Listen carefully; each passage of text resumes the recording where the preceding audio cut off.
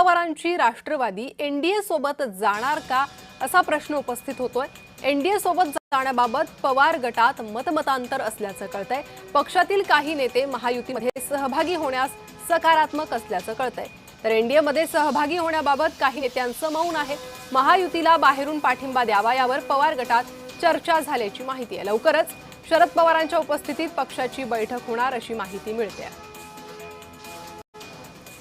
त्यामुळे काय राजकीय घडामोडी घडतात, शरद पवार काय निर्णय घेतात याकडे लक्ष लागलेलं आहे।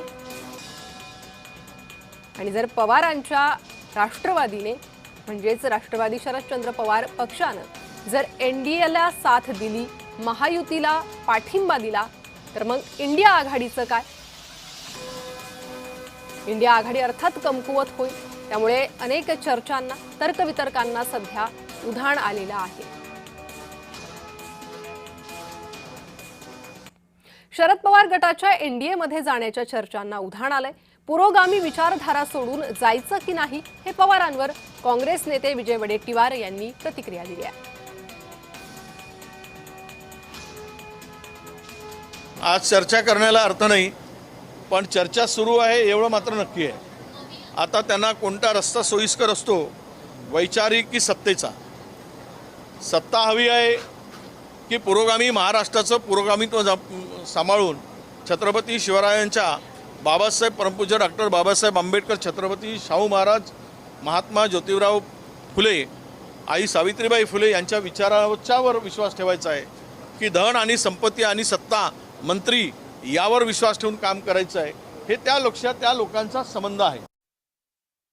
आणि याच राजकीय चर्चेसंदर्भात अधिक माहिती घेणार आहोत। आमच्या प्रतिनिधी ज्योत्स्ना गणगणे सध्या आपल्यासोबत जोडले गेले आहे। ज्योत्स्ना, आपण पाहतोय अनेक दिवसांपासून शरद पवार गटात एनडीए सोबत जाण्याबाबत मतमतांतर असल्याचं कळतंय। आता कोणते नेते या फैसल्याच्या सोबत आहे, कोणते विरोधात आहे, हा पुढचा मुद्दा।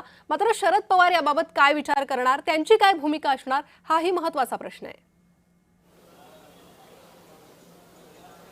प्रणिता, अगदी बरोबर आहे। आपण बघतोय की दोन्ही राष्ट्रवादी एकत्र येणार का, यानंतर आता चर्चेला उधाण आलं आहे की शरद पवार यांची राष्ट्रवादी जी आहे ती महायुती एनडीए सोबत जाणार का? कारण शरद पवार यांच्याकडे सद्यस्थितीला जे आहेत ते लोकसभेचे 8 खासदार आहेत। महाराष्ट्रामध्ये सर्वाधिक खासदारांची संख्या काँग्रेसकडे जरी असली तरी एक प्रादेशिक पक्ष म्हणून शरद पवार यांच्याकडे 8 लोकसभेचे खासदार आहेत आणि त्याचबरोबर विधानसभेचे त्यांच्याकडे 10 आमदार आहेत। आणि अशामध्ये शरद पवार यांचा पक्ष जर एनडीए सोबत गेला तर एनडीएला एक मोठी ताकद मिळेल आणि त्याचमुळे महायुतीकडून एनडीएकडनं जी आहे ती सातत्याने अशी ऑफर दिली जाते की राष्ट्रवादी शरद पवार गट जो आहे त्यांनी एकतर सुनेत्रा पवार यांच्या राष्ट्रवादीसोबत मर्ज व्हावं आणि एनडीए सोबत यावं, नसेल तर त्यांना बाहेरून तरी पाठिंबा द्यावा। कारण लोकसभेमध्ये जे महिला आरक्षण विधेयक होतं ते पारित होऊ शकलं नाही। त्याचं कारण सगळ्यात मोठं की लोकसभेमध्ये एनडीएकडे जे कमी संख्याबळ होतं याकरता, आणि त्याचमुळे एनडीएला सध्या मोठमोठ्या पक्षांकडे ज्यांच्याकडे लोकसभेचे खासदार जास्त संख्या असतील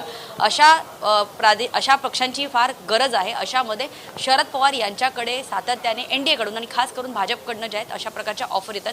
मात्र शरद पवार यांनी याबाबत जे आहे ते अद्याप कुठलंही स्पष्टीकरण दिलं नाही। काही दिवसापूर्वी आपल्याला माहिती की खासदार अमोल कोल्हे यांनी सुद्धा माध्यमांशी बोलताना ऑफर आली तर विचार करू अशा प्रकारचं एक वक्तव्य केलं होतं आणि त्याचमुळे या चर्चांना उधाण आलं होतं की शरद पवार यांच्या 8 खासदारांपैकी अनेक असे खासदार आहेत जे एनडीए सोबत सत्तेसोबत जाण्यास तयार आहेत, तर दुसरीकडे त्यांचे अनेक आमदार आणि अनेक खासदार जे आहेत त्यांचं मात्र याच्या बाबतीत मौन आहे। त्यांचं असंच म्हणणं आहे की शरद पवार जे निर्णय घेतील, जे पक्ष नेतृत्व आहेत ते जे निर्णय घेतील त्यावरती आम्ही ठरवू पुढचा आमचा मार्ग काय असेल।